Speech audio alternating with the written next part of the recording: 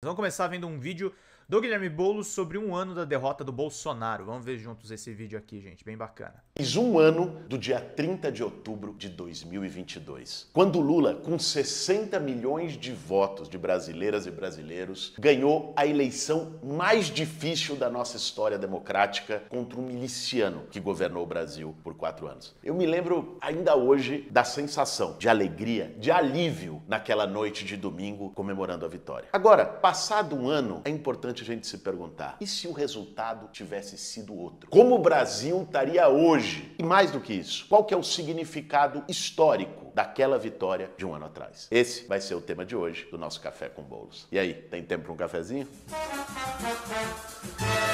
Para fazer um bom café, meu bem. A batalha foi muito dura. Aliás, mais dura do que muitos de nós esperávamos. Foi por pouco, por 2 milhões de votos, que o Lula ganhou a eleição. Porque o Bolsonaro, no fim do seu mandato, botou a máquina toda a serviço do seu projeto eleitoral. Vocês lembram aquela história do...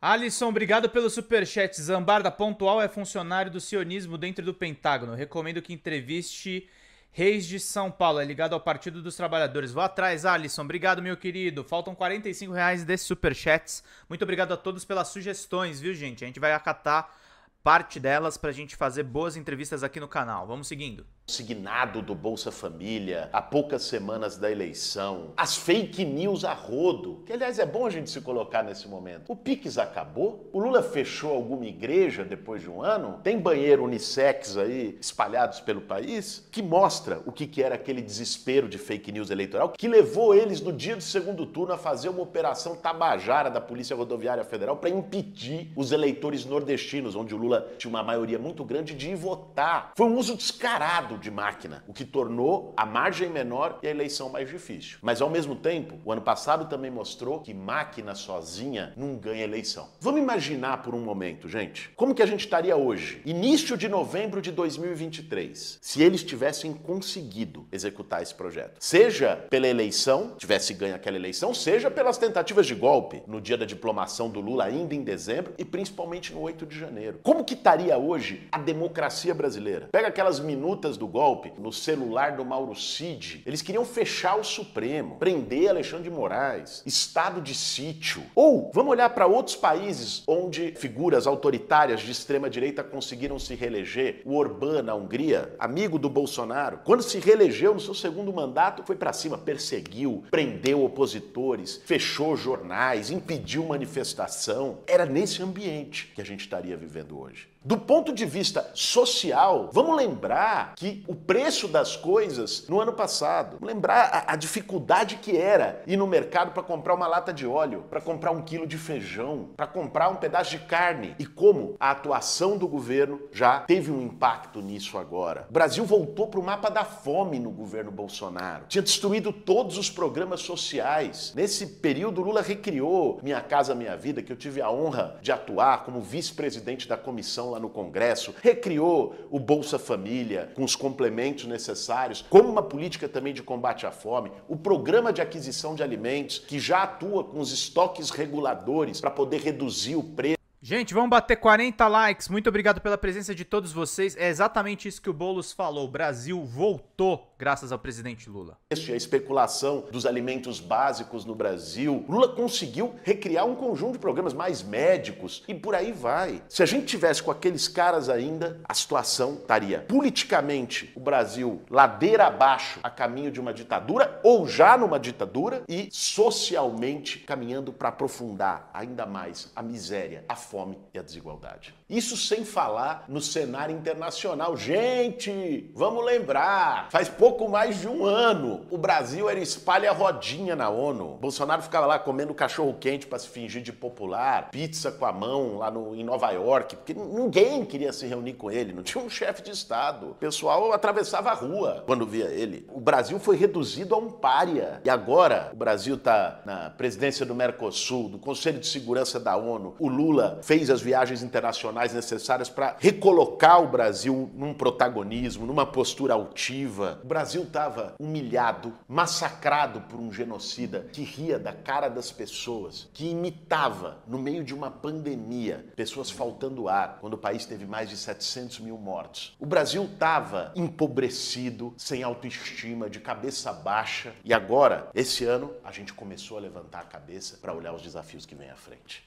Nesse momento de reconstrução, em menos de um ano de governo, nós conseguimos retomar os programas sociais que tinham sido destruídos, reduzir o desemprego, reduzir a taxa de juros. Aliás, saiu o dado do desemprego essa semana. O Brasil está no menor índice de desemprego desde 2015, agora nesse ano. Reduzir a inflação, o preço dos alimentos, dos gêneros básicos de consumo baixando e criar novos programas sociais. O Desenrola, por exemplo, que já teve adesão de milhões de brasileiros, tirando o nome do SPC, do Serasa, conseguindo garantir a retomada do crédito, da capacidade de consumo popular no país. Ou então o Periferia Viva, que está sendo criado agora pelo Ministério das Cidades, pela Secretaria Nacional de Periferias, para levar equipamentos públicos, dignidade, melhor condição de vida para o povo que vive nas periferias de todo o país. Ou ainda o papel que o governo teve para aprovar o início de uma reforma tributária, para simplificar o sistema de cobrança de impostos no Brasil e tornar ele mais justo. Aliás, nós conseguimos garantir esse ano que jatinho, iate, que não pagava R$1 de imposto, enquanto o motoboy paga IPVA, começasse a pagar na primeira etapa da reforma tributária. O processo de reconstrução está em curso, mas esse é um momento para a gente parar e pensar que além da reconstrução, agora a gente vai ter a tarefa de construir um futuro, para dialogar com milhões de brasileiros e brasileiras que pela desilusão, pelo desalento, acabaram sendo levados pela corrente do ódio bolsonarista, das fake news bolsonaristas. A gente precisa retomar e aprofundar uma perspectiva de país, um projeto de nação, de futuro, que ficou interditado nesses 4 anos só de ódio.